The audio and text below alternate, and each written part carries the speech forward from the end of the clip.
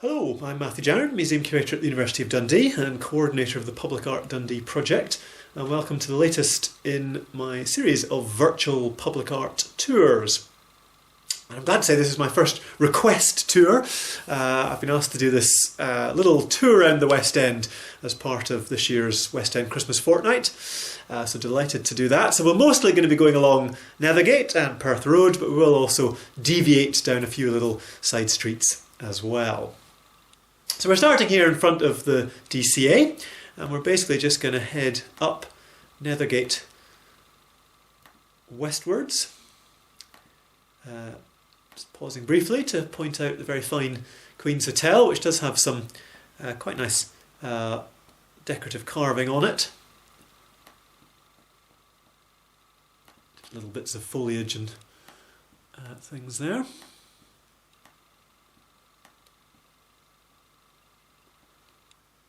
I think these are probably meant to be animal heads. It's not entirely easy to see.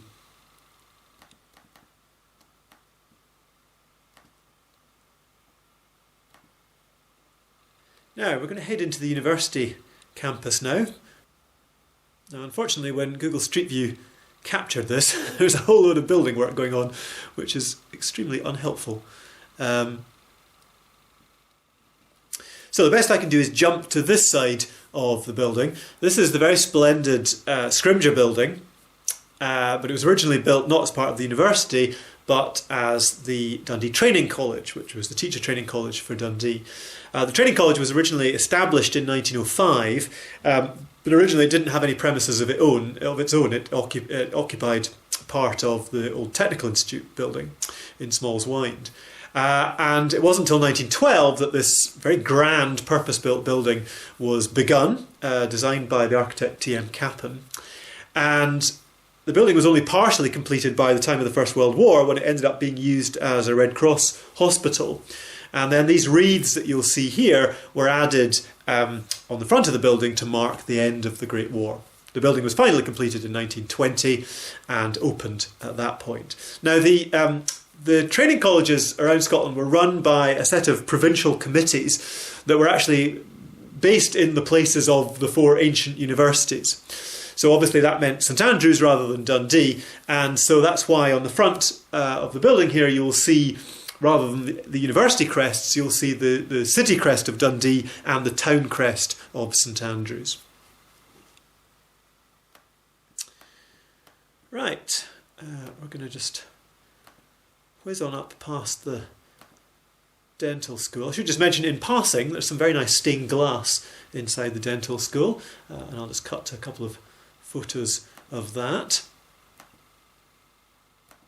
Pop up Smalls Lane and we come to the front of the Ewing building.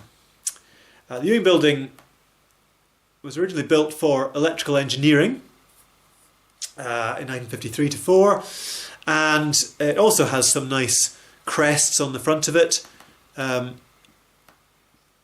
including both the Dundee City crest, St Andrews crest, University College Dundee and various others.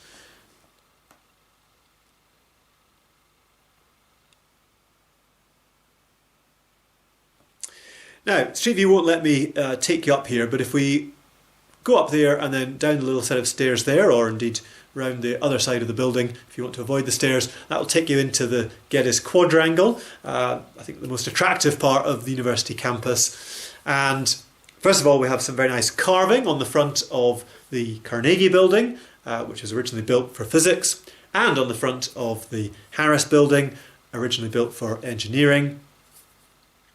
And then in the centre we have this very splendid sundial, and this was actually designed by the Professor of Physics, William Peddy, and although it has a little plaque on it saying British Association 1912, it wasn't actually erected until 1914, but it was specifically designed as a memorial of the visit to Dundee by the British Association for the Advancement of Science 2 years earlier, which was quite a major occasion in which the university was absolutely at the forefront. Now we're going to head out the other end of the quadrangle, which just takes us out at the end of this little lane here. And if we head past the Fleming building, we come, first of all, along to the old medical school that you see here on the left. And the front of the old medical school has this lovely carving saying School of Medicine. And above that it also has this little figure of St Andrew on his cross, and University of St Andrews carved, a sort of colonial stamp of authority from the organisation that was then our Lords and Masters. And just along from that we have a glass entrance that links the old medical school to the Carnelli building next door. And we have two very splendid pieces to see here. One is this gorgeous First World War memorial, and this was specifically for Dundee Training College, because they're now based in this building as the School of Education and Social Work, marking the various staff and students that were killed during the Great War.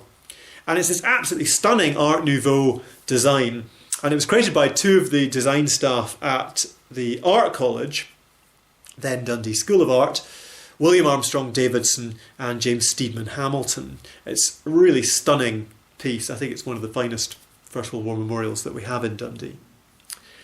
And then over here we have a more contemporary piece. This is an absolutely gorgeous and very tactile sculpture by Peter Randall Page, one of the most internationally renowned modern sculptors. And this is a piece that I specifically acquired for the university collection as part of a project we did funded by the Art Fund to build a collection of work inspired by Darcy Thompson. And Peter Randall Page has been a lifelong fan of Darcy's, and so this piece is called In the Beginning, and it's meant to represent cells multiplying. But he has this amazing ability of making sculptures that look like they're growing outwards, when of course actually it's a big chunk of rock that he's carved inwards. It's made of Kilkenny limestone, and if you look really closely it's actually covered in little microfossils, including foraminifera, which are the organisms that really fascinated Darcy and first got him into the idea of applying mathematics to biology. So we've got this with funding both from the Art Fund and the National Fund for Acquisitions. So we're now going to head down Smalls Wynd and just pause here in front of the old Technical Institute. So this was the original Dundee Technical Institute, opened in 1888, designed by J. Murray Robertson. And as you'll see, it has this very splendid frieze on the front here showing the various different trades that were being taught in the building. Now sadly we don't know the person who carved this, as is so often the case with 19th century decorative carving. Nobody bothered to record the name of the craftsman that actually did this very splendid work. But it's a beautiful little frieze.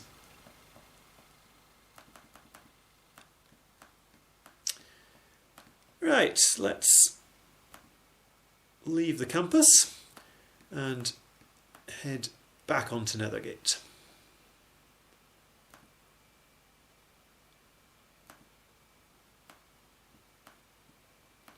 I just want to pause outside Gray's, the funeral directors, just to point out that this tenement block here has a rather nice little pediment on it with a tympanum, so it's got this nice carving in it with cherubs and things as well. Don't know the exact date of that building, probably 1870s, 1880s maybe.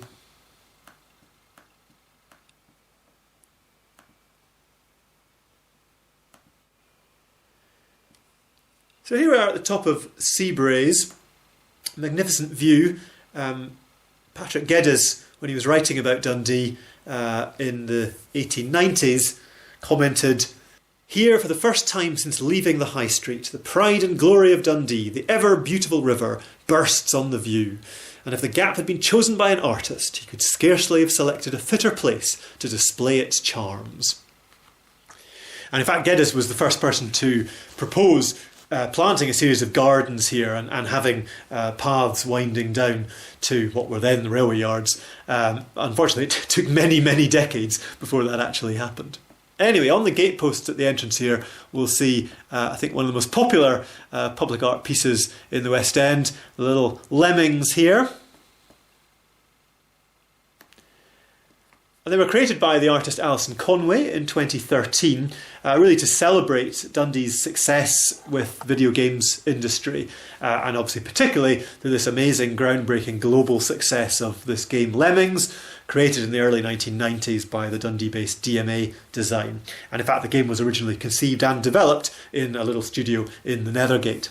So at the time that these were done, they were trying to develop the area around where the Vision Building and so on is as a new digital media park for Dundee, and the idea was that these things had sort of wandered out of their birthplace and were heading towards this new media park. Also worth just pointing out the little mini bandstand that's here.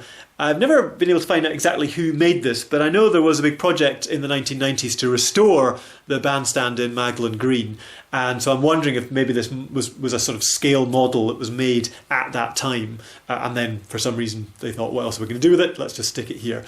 But I've never actually been able to find out the exact details of that, so if anybody knows, do please tell me.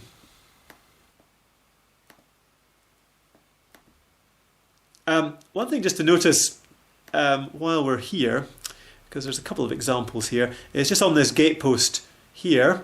It wasn't here at the time that Google Street View took this, but now there's a tiny little kind of ceramic piece here, and there's another one just further along the road, and indeed you'll see many others in various parts of Dundee, and these are rather lovely little kind of ceramic graffiti interventions by an artist called Marilyn Rattray, and she's been sort of putting them all over Dundee, and new ones keep on appearing, so do keep an eye out for them. Now, before we head further down along Perth Road, we're actually going to deviate down Roseangle, and the first stop I want to make is here, just to show you the rather lovely little railings here that have these extraordinary, kind of quite detailed flowers on top of them. Now, it's very rare for us to actually know who did this kind of decorative work, but in this case, we do know that this was the work of a chap called Thomas Russell, who did a series of wonderful Art Nouveau decorative railings and gates and various other things around that time. We're talking sort of around about 1900s, 1910s, I think.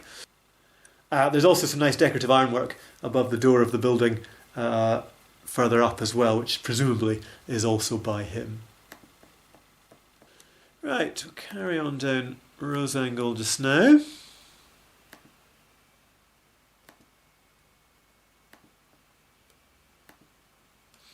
And then we're just going to squeeze up Westfield Place temporarily. And the reason that we're here is just to point out on the wall here, I'll cut to a photo so you can see it better, there's this very strange little face carved into it. Absolutely no idea who it's by or when. I'm guessing it's quite old, but who knows? Again, if anybody can tell me more about it, please do. Right, quick whiz back down onto Roseangle, and this time we're going to head up Seafield Road.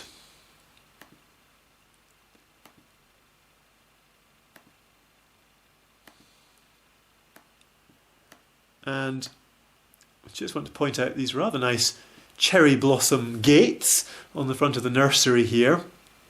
I think these are relatively recent, but unfortunately I don't know who did them. We did contact the nursery, but they never replied. So if anybody can tell me, do please let me know.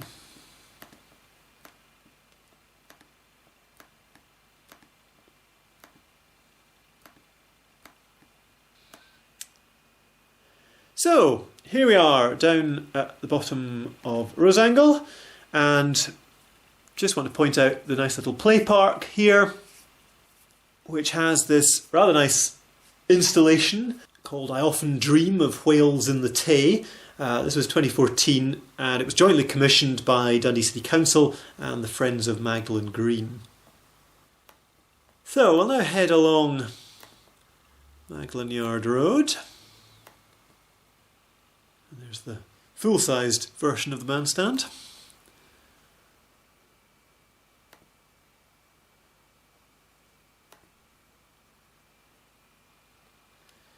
And just a couple of pieces to point out, if I just zoom in. First of all, on the steps that you see here. Seagull has kind of taken over these and painted a whole series of seagulls all the way up there. And then more recently, this rather unattractive utility building here has been transformed by another graffiti artist, Paco Graf, into this beautiful bird and wooded scene. And that was just created, well, just a few weeks ago, in fact. And that was thanks to the West End Community Council. So let's head up Strawberry Bank.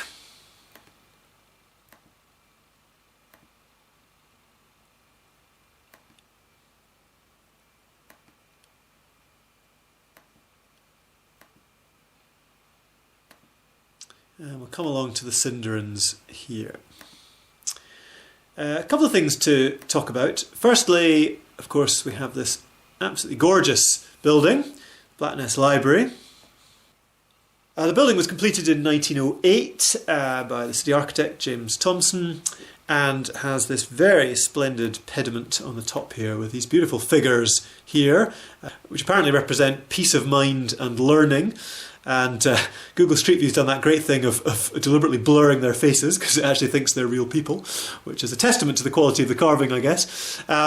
They were sculpted by Albert Hodge, who did a lot of the carving on these branch libraries, as well as the carving on the DC Thomson building as well. And just inside the building, just in the doors here, there are a couple of plaques. One to Andrew Carnegie, who funded all of the Carnegie libraries in Dundee, and the other to John Robertson, who gifted a lot of the money for this specific building. And they were designed by James Thomson and made by W. Richardson and Company.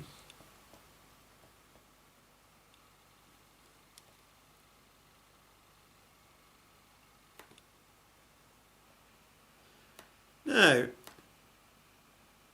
just want to point out this very nice gate here. This was created by the artist Anne Brady, who was a student on the MA course in Public Art and Design, pioneering course taught by Duncan of Jordanson College of Art and Design. And this would have been done, I think, around about 1987, presumably as a student piece. Now we'll just head back down onto Perth Road. And before we start to head back along Perth Road, just want to point out this little space here on the corner at the Cinderans. There is a notable lack of art in this space, but there would have been, had the West End Community Council agreed, an absolutely gorgeous sculpture here designed by the artist Liz Ann Wood. Now, this was proposed in 1984 and it was intended to mark the completion of the new Hawkhill University bypass that was being created at that time.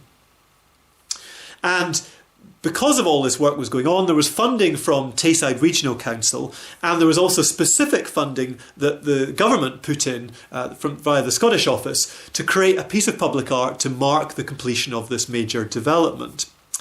Now, this was at the same time as the famous Blackness Public Art Programme, which was really pioneering in the way that it developed this very holistic approach to bringing together the public and the artists and the businesses and the residents and the environmental architects and the various other people who were all involved in this whole area. And so there was a lot of consultation and everybody was happy with everything.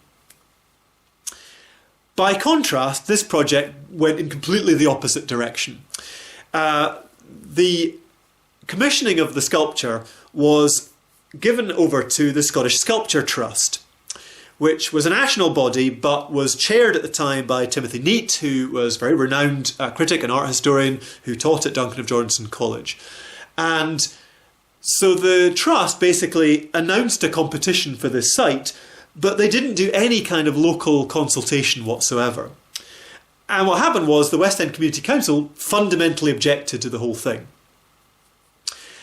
And they basically didn't want a work of art. They wanted instead the money to be spent on improvements to the roads and, you know, new flower beds and all sorts of other general improvements. Because although it, you know, looks reasonably attractive now, at the time this area had become really run down, and so, you know, the lovely gable end that you see here, that didn't exist. This was just all kind of rough, and there weren't all these sort of flower benches and all that. None of that existed at that point. But the problem was that the funding wasn't for that. It was only available for a piece of sculpture and nothing else. And the West End Community Council at the time, unfortunately, didn't seem to grasp this. And so they just fundamentally objected to everything. And the Scottish Sculpture Trust tried to sort of do a bit of belated consultation, and they had an exhibition in Blackness Library where they put the shortlisted designs on show. But it didn't seem to matter what the designs were. The West End Community Council just objected to everything. And so there were some really interesting designs in the shortlisted proposals, one of which was from Keith Donnelly, who was a recent Duncan of Johnson graduate, who also, of course, created the gorgeous ceramic panels on Belfield Street that are, you know, one of the great masterpieces of public art in Dundee. And he came up with a really interesting, quite elaborate proposal, which I think would have been really interesting and certainly would have made great use of the space. And Keith very kindly lent me a lot of his original proposals and things, so I can show you some of those here. But in fact, the design that they ended up choosing as the winner was this, which I'm afraid I don't have a better quality copy of it. This is so a really striking statue of a medieval lady on horseback holding a hawk to represent Hawk Hill, and with these hounds again representing hunting, which of course was, you know, Hawk Hill was once used for hawking and hunting, and absolutely gorgeous design.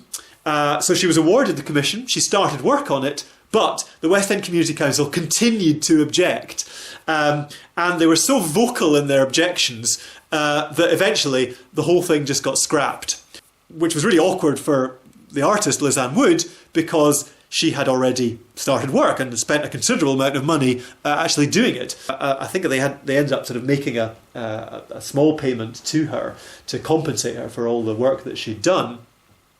But of course it meant that we never got a statue, and of course the money was just lost because they couldn't spend it on the things that the Community Council wanted it to be spent on, because that wasn't what it was for. So it's incredibly frustrating that we could have had completely free of charge this absolutely wonderful sculpture here, which would have looked great, but it isn't there, and we've never had a piece of art on this site, which is really sad.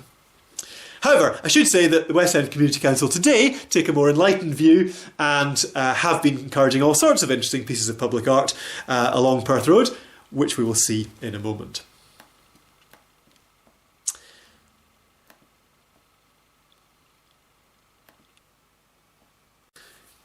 And the first thing to point out, which has really transformed the street since the Google Street View was taken, is a fantastic project called Waste of Space, which was created by Russell Pepper of Open Close Dundee and involved transforming all of these big bins that you see here so that each one was actually painted by a different artist. And so I'll show you the photo of these two here. So on the left by Claire McLean, and on the right the one by Zoe Gibson. And we'll see lots more of these as we go on. It's such a great idea, I think, just to transform what are fairly ugly things into really beautiful design pieces.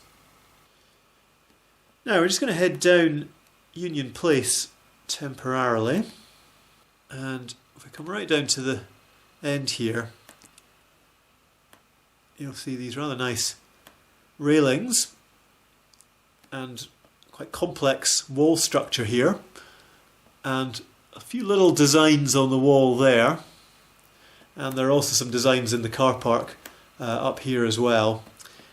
And you might wonder what these are all for. And these are really basically all that's left of a much more ambitious play park development created between 1983 and 1984 by the Blackness Environmental Arts team, otherwise known as BEAT, which was led by John Gray, now the City Council's Public Art Officer.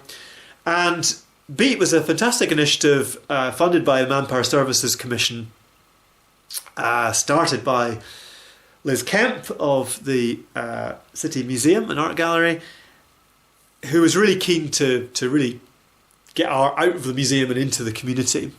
And Beat was her first major public initiative, and then it almost immediately was followed by the more ambitious Blackness Public Art Programme. But the two organisations worked really side by side, and while the main public art programme was doing major commissions within the centre of the Blackness area, the Beat team focused on more community-driven projects on the periphery of the area.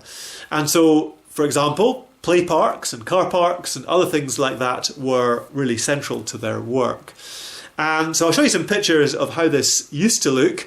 All sorts of very imaginative structures and brick murals and so on. And the reason so much of this is brick is that the Manpower Services funding that they got was specifically to train bricklayers. And so everything had to be made of brick. Of course, unfortunately, what that meant is that more recently, of course, it no longer passes the kind of health and safety that they need. And so it's unfortunately all gone, as indeed the various other play parks that they created have. Most of them, if they exist at all, are now just rough patches of grass. But you can still see bits of railings and walls and things. And the specific design that was created on the wall here specifically related to the fact that the old rope works was on the other side behind it there. Right, let's just head back up onto Perth Road. Just pause on the left here to point out this lovely frontage to the record shop, Le Freak Records, and this fantastic curious creature on the front here. That was done in 2017 by the artist Stephen Peebles. And then we have another new addition just over here, which again, this whole site has obviously been transformed since Street View took this image. But just literally in the last week or two, this rather splendid carrot has appeared outside what's now Sainsburys. And this is one of a series of little bicycle parking racks which are appearing around Dundee. And this was a fantastic project organised by the Dundee Cycling Forum.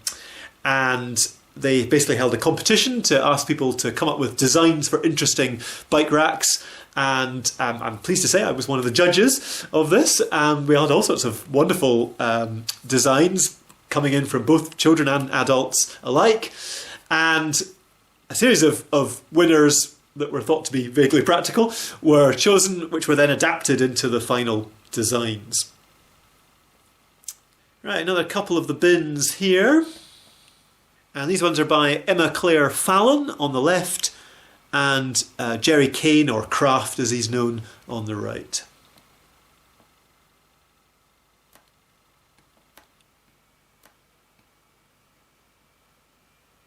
And another one here, and this one is by James Gemmell.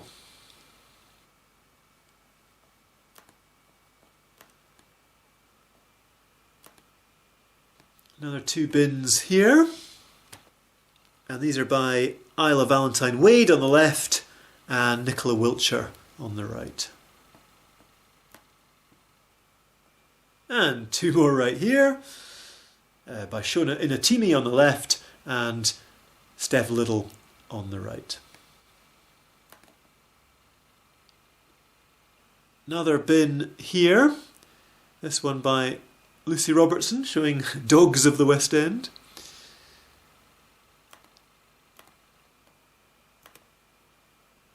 And then another one here, this one by Kallum Burke.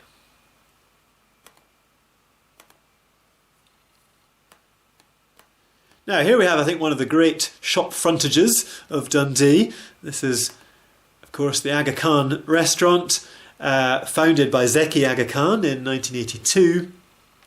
And all sorts of interesting decorations have been added on there since then. Many of them by Zeki himself, who's quite an amazing artist, but also there's pieces here by David Cook and Stephen Bird and various others as well.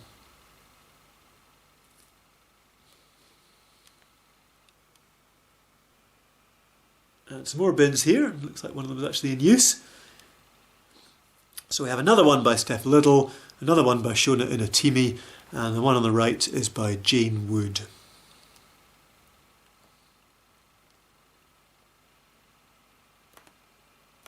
Now, this building here has a couple of rather strange things on it.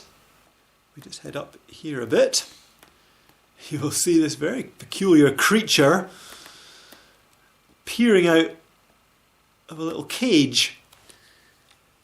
I have no idea who this creature is, or why he's there, or when he was put there, or who put him there.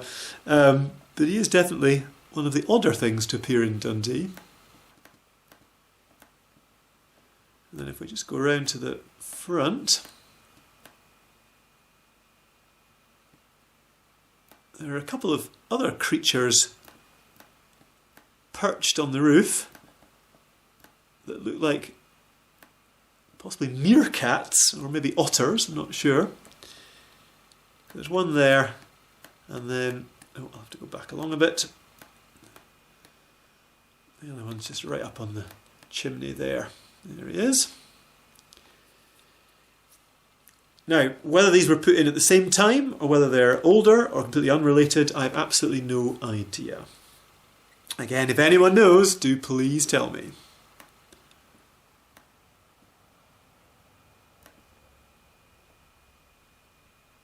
Now, I'm not sure whether this quite counts as public art or not, but there's this rather wonderful old Guinness advert tucked away down here. I don't exactly know how old the original is, 30s maybe, 50s, not sure, but it was restored by Stephen Knight in 2017.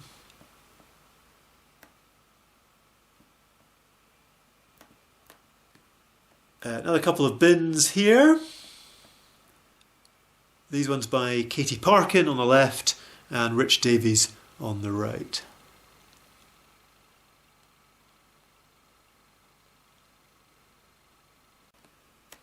And then here's another really striking frontage. The I Art Supplies shop has this wonderful Van Gogh mural on the front of it, and that was done by Gav Zone Art in 2016.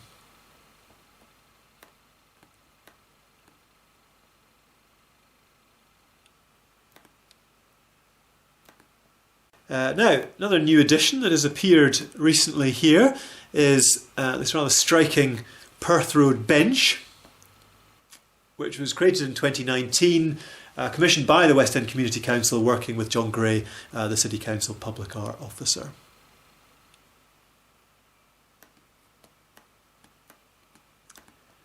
And then final bins here. For some reason only one of these two has been done, but it's another one by Steph Liddle. Now if we just turn round, another thing to point out is on this tenement here,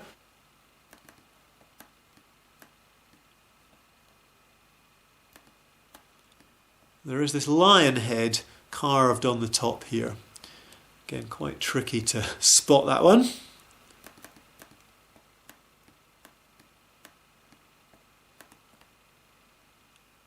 Now we have this very splendid church here, originally St Mark's, now the Gate Church, designed by Pilkington and Bell in 1869, and covered in lovely decorative carving, as you can see here. And there's also, if we just briefly pop down Greenfield Place, you'll see that there are also some nice carved heads at the top of the drain pipe here as well.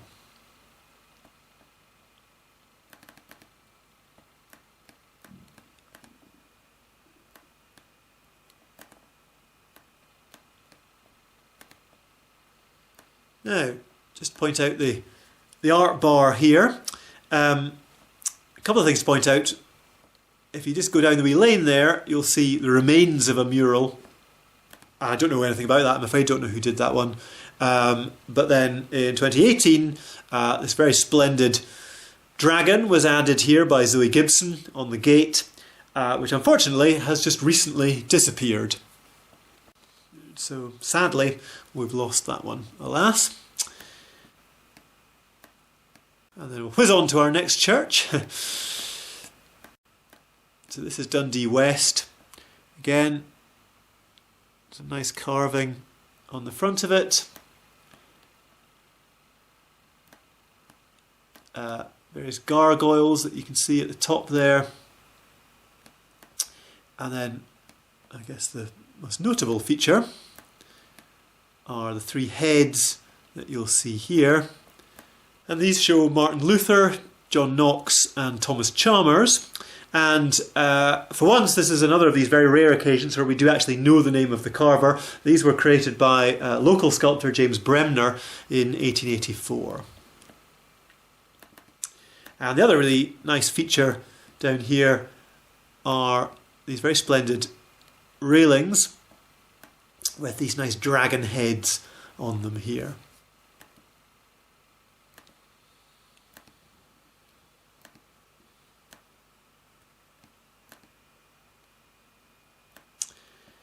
Now, final thing I want to show you is another of the what-ifs of the Perth Road.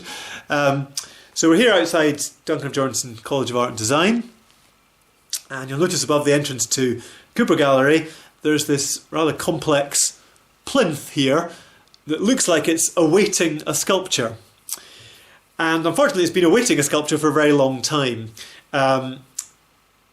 When this part of the building was completed in the early 60s, there was an intention that Scott Sutherland, who was head of sculpture at the Art College, would create a sculpture for this plinth. And apparently he came up with various proposals and even created at least one maquette for a sculpture, but for reasons unknown it never happened, and this plinth has remained empty to this day. So a great project there for an art student, or maybe to do something a bit. I guess it's a bit like the fourth plinth on Trafalgar Square. It's just awaiting a new artwork. So maybe at some point in the future it would be really good to make use of that. So that is where we're going to stop, because we've pretty much come full circle, and hope you found that interesting and join me for another tour in the future. Bye for now.